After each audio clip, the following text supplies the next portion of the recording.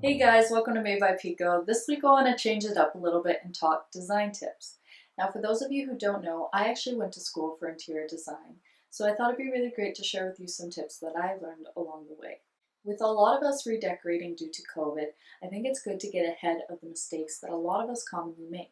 This week I'm going to be sharing the top 10 mistakes that I find in no particular order to help you get ahead of those and create a beautiful space. So if you're interested, we're going to get right into it. So the first mistake that I commonly see is when people put dark colors towards the ceiling and light colors towards the floor. Now the reason that this is an issue is our eye naturally considers darker colors a heavier weight. So with that reasoning, we should put darker colors towards the bottom and lighter colors toward the top so they transition in weight upwards. This principle is also commonly mimicked in nature, which is why it's more flattering to our eye. Now, just because that is a rule, it's not something that you have to typically follow along with.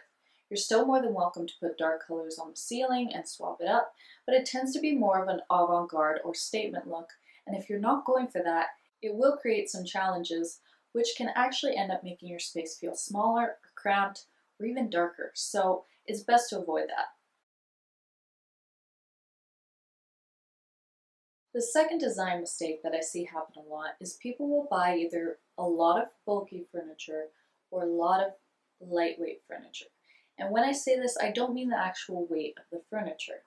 With bulky furniture, it tends to be bigger in scale and the legs tend to be very short if not touching the ground already.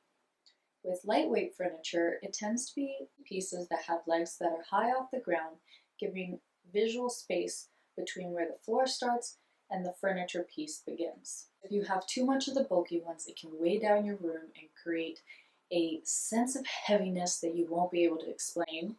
Likewise, if you do too much airy furniture, it won't feel grounded at any point.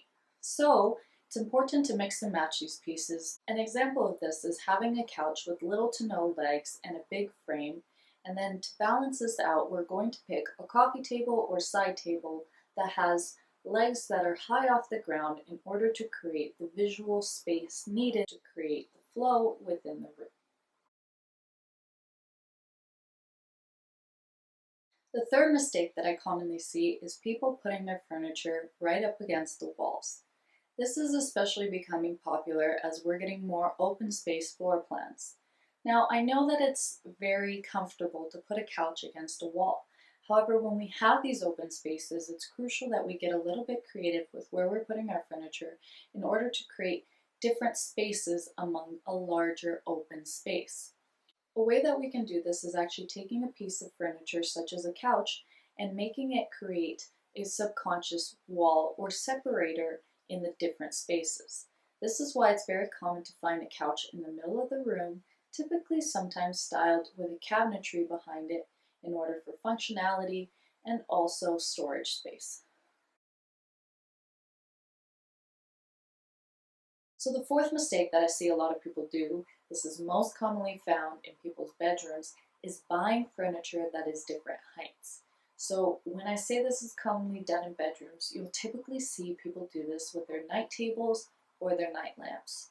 The reason that I say it's so crucial for you to buy things that are the same height is if you have one night table that's down here and one table that's up here, even if you have the same night lamps, it's always going to feel off and skewed, and it just will never feel as tranquil and luxurious as if you had both tables the same height and both the lamps to the same height. So make sure that when you're buying different arrangements, try to make them all line up rather than having your eye ping pong around the room like if you had a Lego set. The fifth common mistake that I see is buying furniture that is in the same shape. So what I mean by this is there's some furniture that tends to be more square, structured, sharp edges, and then there's furniture that's organic, round shapes, a little bit more freeform. So once again, as we talked about before, you need to have a good balance of both of these. If you have a very structured couch, you can balance this out by having an organic shaped rug or even coffee table. It's important to layer both of these furniture types as it will make the room feel more cohesive and therefore more aesthetically pleasing. Now, the sixth most common mistake that I see is clutter. Now, I know that it's easy to say that we're going to put stuff away and make it feel good and clean it up, but life happens and we get in the way of ourselves and then the clutter stays. So, a tip that I have for you guys when it comes to designing in order to help our chances of keeping things clean is actually understanding what storage you need in what spaces in order to make sure you're buying furniture pieces that can adapt to those needs and keep the clutter away. A personal example of that is I know that I like to keep journals, books, a bunch of different materials in my night table, and so I need to purchase a night table that has a drawer.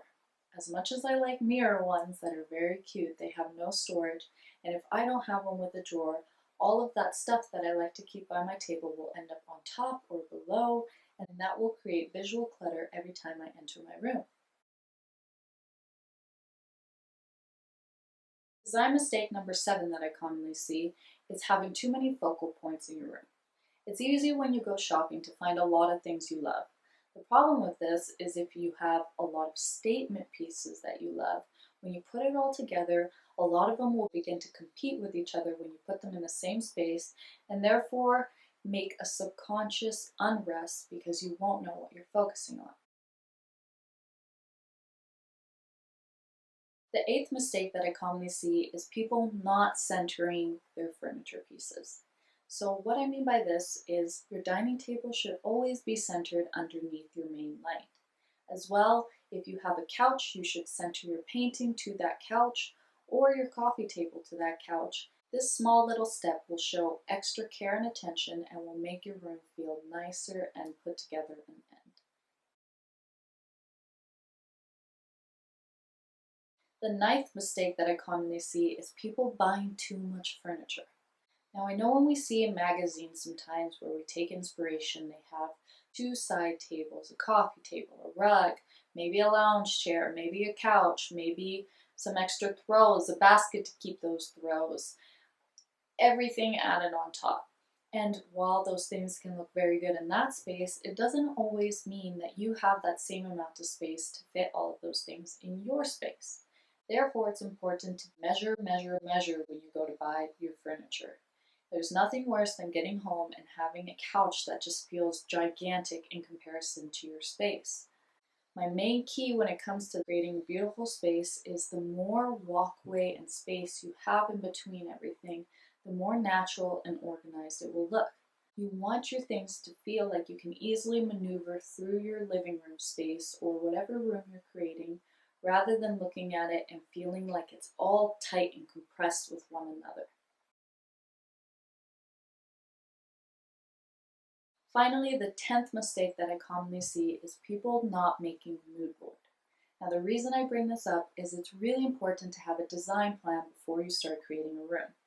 I think all of us are guilty of this in saying that we're just going to go out and follow what we love and go from there. And while that seems like a good design plan, we all tend to love a lot of different things. Therefore, when we get to the actual store, we end up buying a little bit of a bunch of different styles, and when we put it all together, it typically doesn't work. Therefore, when you actually go to design your space, make sure you take that time to figure out what you actually want it to convey so that you can create the right aesthetic plan in your shopping so that you can get furniture pieces that will complement that style. If you're interested in that and you've been enjoying these tips from this week, next week I will be making a more thorough video on how to create a mood board so you can begin designing your spaces. If you've enjoyed this video, please give it a thumbs up and subscribe down below because I will be making new videos every single week.